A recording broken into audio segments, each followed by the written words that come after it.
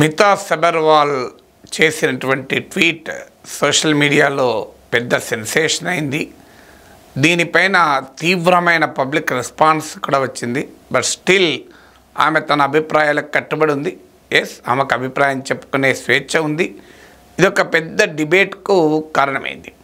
So ఆమె వేసిన tweet ఏంటంటే, డిఫరెంట్లీ ఏబుల్ అంటే రకరకాల ఫిజికల్ డిసెబిలిటీస్ ఉన్నవారు ఇండియన్ అడ్మినిస్ట్రేటివ్ సర్వీసెస్కు వారు అర్హులా అనేది ఆమె ప్రశ్న. సో ఆమె ప్రశ్న ఆఫ్కోర్స్ కోటా గురించి, అంటే ఇండియన్ అడ్మినిస్ట్రేటివ్ సర్వీసెస్లో వివిధ రకాల డిజబిలిటీస్ ఉన్నవారికి ప్రత్యేకమైన రిజర్వేషన్లు ఉండాలా అని. ఆ మాటకొస్తే ఈ రిజర్వేషన్లు ఉండాలా అనేది సామాజిక న్యాయము, ఈక్విటీ వర్సెస్ ఎక్సలెన్స్ అనే డిబేట్లోకి వస్తుంది. ఇదే ఆర్గ్యుమెంట్ రేపు ఎకనామికల్లీ వీకర్ సెక్షన్స్కి ఉండాలా, లేదు ఇతర సామాజికంగా అణగారిన కులాలకు ఉండాలా, మరి అలాంటి వారికి రిజర్వేషన్ ఇవ్వడం వల్ల అడ్మినిస్ట్రేటివ్ ఎఫిషియన్సీ దెబ్బతిన్నదా, మెరిట్ దెబ్బతిన్నదా అనే ఆర్గ్యుమెంట్ కూడా ఎక్స్టెండ్ కావచ్చు. అందులో ఎకనామికల్లీ వీకర్ అంటే అదేం స్టాండర్డ్గా లైఫ్ లాంగ్ ఉండేది కాదు. ఒక ఏడాదో రెండేళ్ళు ఎకనామికల్లీ వీకర్ ఉండొచ్చు, తర్వాత మళ్ళీ పరిస్థితులు మెరుగైతే ఎకనామికల్ అడ్వాన్స్ కూడా కావచ్చు.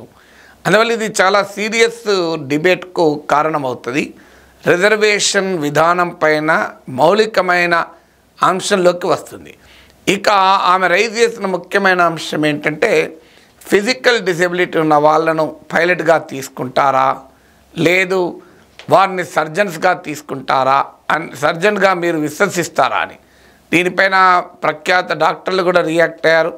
అనేక మంది ఉన్నారు డిసెబిలిటీస్ ఉండి కూడా అద్భుతమైన సర్జన్స్గా ఉన్న వారిని. సో ఆమె ప్రైమరీ క్వశ్చన్ ఏంటి అంటే, ఇండియన్ అడ్మినిస్ట్రేటివ్ సర్వీసెస్ ఐఏఎస్కు ఫీల్డ్ వర్క్ ఉంటుంది, long work, taxing work hours అంటే చాలా ఎక్కువ కాలం పని చేయాల్సి ఉంటుంది. అలాగే వారు ప్రజలతో ప్రత్యక్షంగా గ్రీవెన్సెస్ను తీసుకొనాల్సి ఉంటుంది. అందువల్ల డిఫరెంట్లీ ఏబుల్ పనికిరారు అని.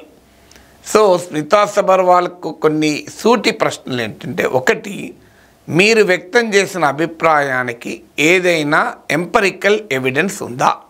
ఎందుకంటే public policy should always be driven by research, driven by field data. మీరే చెప్పారు కదా, ఇండియన్ అడ్మినిస్ట్రేటివ్ సర్వీసెస్ చాలా ఫీల్డ్ వర్క్ చేస్తారని.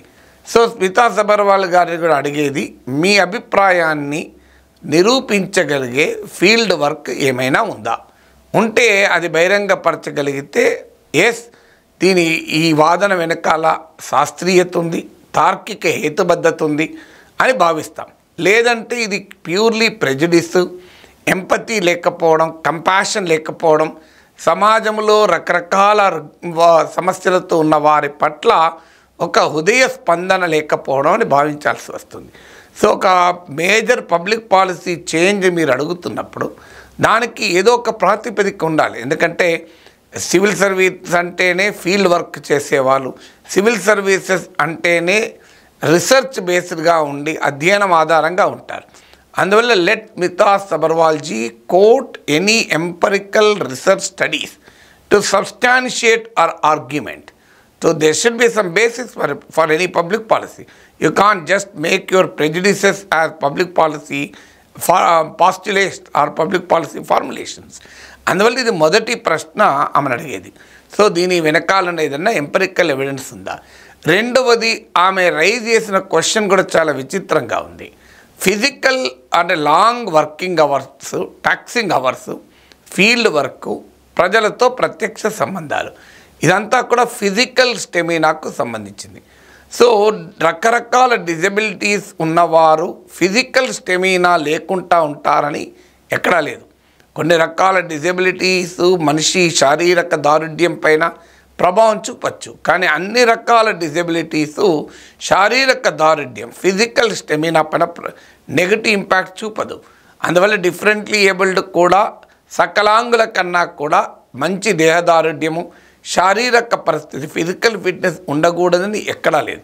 So let's Smita Sabharwal ji quote some health studies to correlate, to find a positive correlation between physical fitness and physical disability. So ఇది రెండవ ప్రశ్న. Physical ఫిట్నెస్కు physical డిసేబిలిటీకి ఏదైనా positive correlation అన్ని సందర్భాల్లో ఉంటుందా? ఎందుకంటే ఆమె జనరలైజ్ చేస్తుంది, అందరినీ కలిపింది. ఇక్కడ రకరకాల డిజబిలిటీస్ వాళ్ళు ఉంటారు, ఆ డిజబిలిటీస్లో కూడా ఎంత స్థాయి ఉన్నది కూడా ఉంటుంది. సో అదేమీ లేకుండా ఆమె జనరల్ కామెంట్ చేశారు కనుక ఫిజికల్ డిసేబిలిటీ ఉంటే ఫిజికల్ స్టెమినా ఎక్కువ గంటలు పనిచేయలేరు అని ఎక్కడైనా ఉందా? ఇక మూడో ప్రశ్న, అన్నీ బాగుండి ఐఏఎస్ అవుతారు. ఐఏఎస్ అయినాక జీవితం అంతా ఐఏఎస్ఏ కదా. సో ఒక 20 ఏళ్ళకో 30 ఏళ్ళకో బ్లడ్ ప్రెషర్ వచ్చి, డయాబెటిక్ సివియర్గా వచ్చి, ఇన్సులిన్ మీద ఉండి, ఇంకేదన్నా హెల్త్ కాంప్లికేషన్స్ వచ్చి అనారోగ్యంతో ఉంటారు. మరి వాళ్ళ సంగతి ఏంటి? వాళ్ళు టాక్సింగ్ అవర్స్ పనిచేస్తున్నారా? వారు ఫిజికల్గా స్టెమినా చూపుతున్నారా? మరి వాళ్ళందరినీ రెగ్యులర్గా ఇండియన్ అడ్మినిస్ట్రేటివ్ సర్వీసెస్ వారికి ఫిజికల్ టెస్టులు జరిపి వారి ఆరోగ్య స్థితిగతులు కనుక వాళ్ళ పర్ఫార్మెన్స్ లెవెల్స్ను, వాళ్ళ ప్రొడక్టివిటీని దెబ్బతీస్తుందా లేదా చూసి వాళ్ళని ఉద్యోగంలో కొనసాగించాలా? దీనికి స్మితా సబర్వాల్ సిద్ధమా? Is she prepared for any kind of a periodic physical test, periodic scanning, periodic screening for all kinds of health elements that may have a negative impact on the person's ability to work for long hours, ability to do the field work. So ఒకవేళ కనుక 15 ఏళ్ళ తర్వాత ఆరోగ్యం చెడిపోయిందనుకోండి, వాళ్ళని మరి ఉద్యోగంలోకి తీసేయాలి అని స్మితా సబర్వాల్ రికమెండ్ చేస్తారా? లేదా కొన్ని సందర్భాల్లో ప్రమాదవశాత్తు లేదా వివిధ కారణాల రీత్యా కూడా ఫిజికల్ డిసేబిలిటీ రావచ్చు. ఫిజికల్ డిసేబిలిటీ అనేది కంజెనిటలే కావాల్సిన అవసరం లేదు, it can be non congenital also. మరి ఆ ఐఏఎస్గా సెలెక్ట్ అయి ఒక 20 ఏళ్ల పాటు ఒక టాప్ ప్రిన్సిపల్ సెక్రటరీ పొజిషన్లో ఉండగా అనుకోని ప్రమాదవశాత్తు ఏదైనా డిజేబిలిటీ వస్తే వాళ్ళని ఉద్యోగంలోకి వెళ్ళి తీసేయాలని స్మితా సబర్వాల్జీ రికమెండ్ చేస్తారా? ఇది మూడో ప్రశ్న. ఇక నాలుగో ప్రశ్న, అసలు ఫిజికల్ డిసేబిలిటీస్ ఉన్నవారిని సమ్మరిలీగా వారు అసమర్థులు అనే భావన ఆమె ట్వీట్లో కనబడుతుంది. కానీ ఒక్కటి ఉదాహరణ చెప్తాను, స్టీఫెన్ హాకింగ్. ఆయన పేరు చెప్తే మనకు ఒక్కసారిగా ఉత్తేజం కలుగుతుంది. బహుశా స్టీఫెన్ హాకింగ్కి ఉన్నన్ని డిసేబిలిటీస్ చాలామందికి ఉండవు. సో ఆయనకు న్యూరో డిసేబిలిటీ, ఆర్థో డిసేబిలిటీ, ఆఖరికి మాట్లాడరాదు, అసలు ఆయన మాటలు కంప్యూటర్లు సింపథైజ్ చేయాలి. But is the world's most celebrated physicist. ప్రపంచంలోనే గొప్ప భౌతిక శాస్త్ర థియరిటికల్ ఫిజిక్స్, అది కూడా మామూలు ఫిజిక్స్ కాదు అది. సో ఇవాళ స్టీఫెన్ హాకింగ్ కంట్రిబ్యూషన్ చూసిన, చదివిన, ఆయన రాసిన పుస్తకాలు ఉన్నాయి, చదవమనండి స్మితా సబర్వాల్జీ. I hope she might have read those books. So let her read Stephen Hawking's contribution. Does she still retain the same opinion? అందువల్ల అందరూ డిజబిలిటీస్ ఉన్న వాళ్ళందరూ ఇన్కెపాసిటేట్ అవుతారు అనే ఒక రాంగ్ నోషను, ఒక ప్రెజుడిస్ నోషను, ఒక ప్రీడిటర్మైన్డ్ ఒపీనియన్ స్మితా సబర్వాల్జీ ఒపీనియన్లో కలుగుతుంది. ఇక ఐదవది ఫీల్డ్ వర్క్. అలాగే ఫీల్డ్ వర్క్తో పాటు ప్రజలతో నిరంతరం సంబంధాలు. నేను ఇవాళ ఒక సూటి ప్రశ్న అడుగుతాను స్మితా సబర్వాల్ గారిని. సో ఎంతమంది ప్రిన్సిపల్ సెక్రటరీ స్థాయిలో ఉన్న అధికారులు నిరంతరం ప్రజలతో కలుస్తున్నారో ఒక్కసారి please give the tour diary to the world. ఒకటి ఉదాహరణకు ప్రిన్సిపల్ సెక్రటరీ హెల్త్ ఉంటారు. ఇందులో వ్యక్తులుగా నేను ఎవరిని విమర్శించడం లేదు. ప్రిన్సిపల్ సెక్రటరీ హెల్త్ ఎన్ని గవర్నమెంట్ హాస్పిటల్స్, ఎన్ని గవర్నమెంట్ మెడికల్ ఫెసిలిటీస్ను విజిట్ చేశాడు లాస్ట్ 1 ఇయర్లో. ప్రిన్సిపల్ సెక్రటరీ ఎడ్యుకేషన్ ఎన్ని స్కూల్స్, ఎన్ని కాలేజెస్, ఎన్ని యూనివర్సిటీస్ విజిట్ చేశాడు. నేను ఎమ్మెల్సీగా ఉన్నప్పుడు ఒక మంచి ఐఏఎస్ ఆఫీసర్ నాకు చెప్పాడు, 3 ఇయర్స్ అయింది సార్ నేను స్కూల్కి పోకుండా అని. ఈ was the principal secretary education. కారణం ఏంటంటే విపరీతమైన పని ఒత్తిడి, టీచర్ల ఫైల్స్. సో ఒక్క ఐఏఎస్ ఆఫీసర్కు 4 శాఖలు ఉంటాయి. సో ఒక్కదానికే ఉండడు. మరి స్కూళ్ళకి ఎంతమంది వెళ్ళారు? సో నాకు ఒక ప్రిన్సిపల్ సెక్రటరీ సివిల్ సప్లైస్, ఎన్ని సివిల్ సప్లైస్ షాప్లకు వెళ్ళారో ఒక్కసారి చెప్పండి.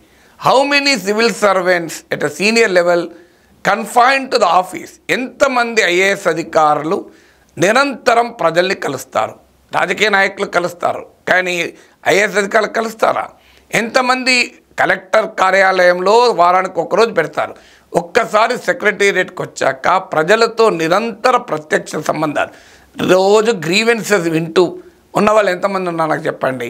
So let her openly come out with the tour schedule of the senior IAS officers. ఎందుకంటే అదంతా ఎందుకు, నేను for the benefit of many people నేను ఏ బేస్ లేకుండా మాట్లాడతలేను. నేను నేషనల్ అకాడమీ ఆఫ్ అడ్మినిస్ట్రేషన్ ముస్సోరిలో విజిటింగ్ ప్రొఫెసర్గా వెళ్ళి క్లాసులు చెప్పొచ్చిన వాడిని. ఇప్పటికీ 2 తెలుగు రాష్ట్రాల్లోని ఐఏఎస్ అధికారులు కూడా నేను క్లాసులు చెప్పినప్పుడు ప్రొబేషనర్స్గా ఉన్నవారు ఉన్నారు. సో ఆ ఎక్స్పీరియన్స్తో చెప్తాను. ఇవాళ ముస్సోరిలో ఉన్న సివిల్ సర్వీస్ ట్రైనింగ్ కరికులంలో ఎంత ఫీల్డ్ వర్క్ ఉంది, what is the field work component, just evaluate that. ఎంత ప్రజలతో కలిసే గ్రీవెన్సెస్ తీసుకునే కాంపోనెంట్ ఉంది. So principal secretary tribal affairs ఎన్ని ఆదివాసీ గూడాలు వెళ్తున్నాడు, ఎన్ని గిరిజన గ్రామాలు వెళ్తున్నారు ఒకసారి చెప్పాలి. సో అందువల్ల ఐఏఎస్ అధికారులందరూ ఫీల్డ్ వర్క్ చేస్తలేరు అని నేను అనడం లేదు. There may be some of the officers, కాదని అంటలేను. చాలా ఎంటర్ప్రైజింగ్ ఆఫీసర్స్, చాలా హానెస్టీ ఇంటెగ్రిటీ ఉన్న ఆఫీసర్స్ చాలామంది తెలుసు నాకు. కానీ ఎంతమంది ఉన్నారు?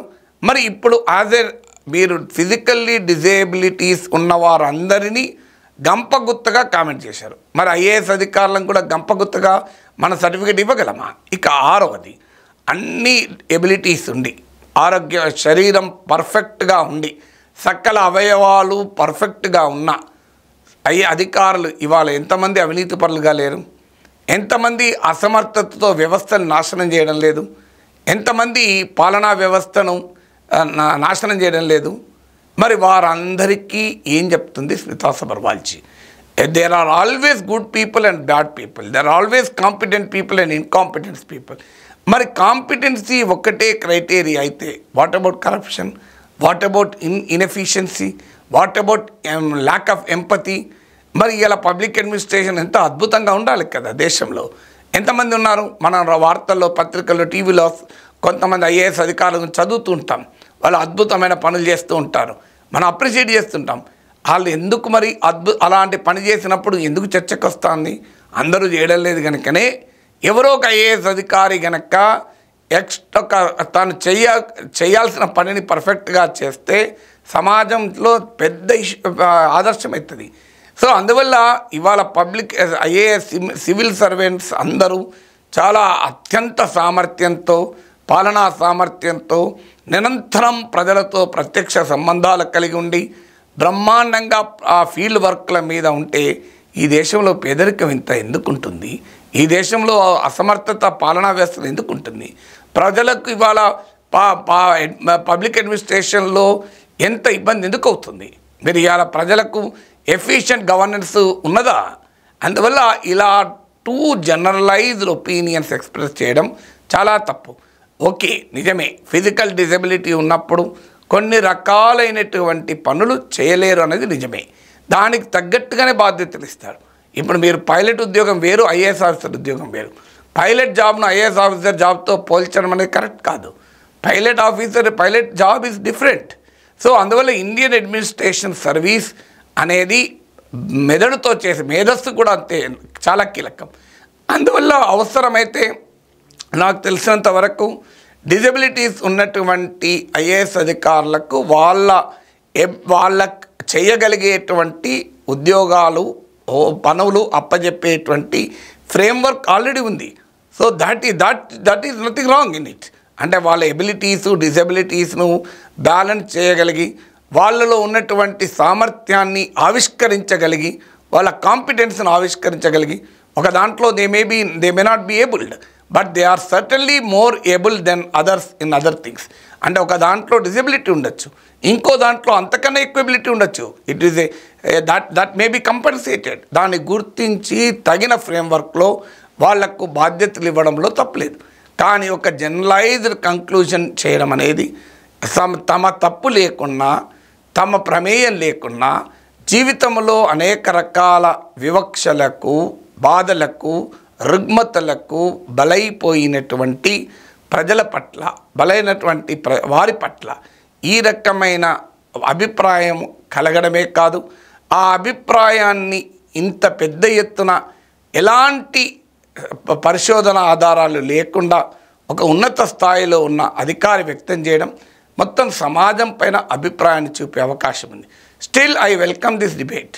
ఈ డిబేటు జరగడంలో తప్పని నేను అన్నాను, కానీ ఆ డిబేట్ అనేది రీసెర్చ్ బేస్ మీద జరగాలి.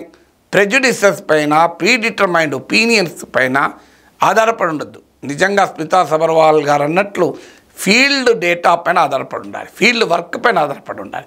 ఫీల్డ్ వర్క్ పైన ఆధారపడకుండా చేసే ఏ కంక్లూజన్ అయినా పర్సనల్ ప్రెజుడిస్ అవుతుంది తప్ప అది పబ్లిక్ పాలసీకి పనికిరాదు.